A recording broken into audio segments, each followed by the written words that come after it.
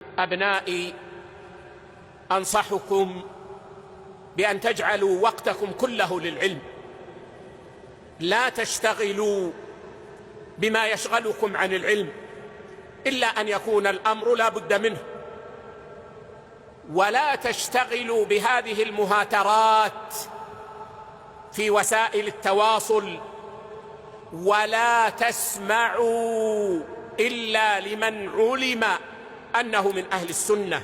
إن من البلاء الذي أراه اليوم أن الشباب السلفيين صاروا يعطون آذانهم لكل من هب ودب، يقرؤون في هذا الذي يسمى تويتر أو إكس لكل أحد.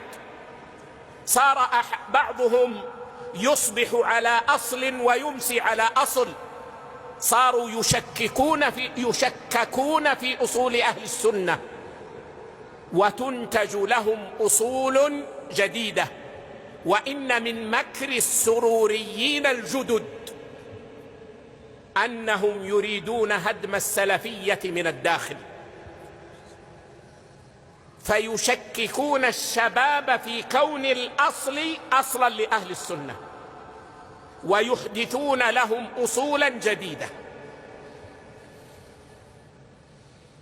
وهذا ظاهر جدا، وللأسف أن شبابنا صاروا يسمعون للصغار ويتركون بكلام الصغار كلام الكبار،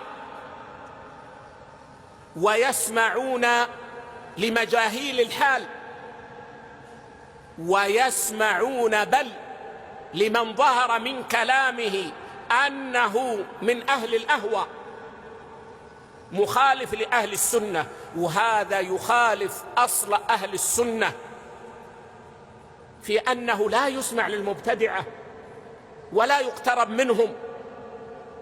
فيا إخوة، هذا العلم في كل زمان دين، وهو في هذا الزمان أعظم، فلا تسلموا دينكم إلا لمن يوثق به ويعلم أنه على السنة، يسير على السنة، يسير على منهج السلف، يتمسك بأصول أهل السنة، يقرر أصول أهل السنة، واحذروا من غير ذلك لعلكم تفلحون. أسأل الله عز وجل أن يتقبل من الجميع، والله تعالى أعلى وأعلم، وصلى الله على نبينا وسلم.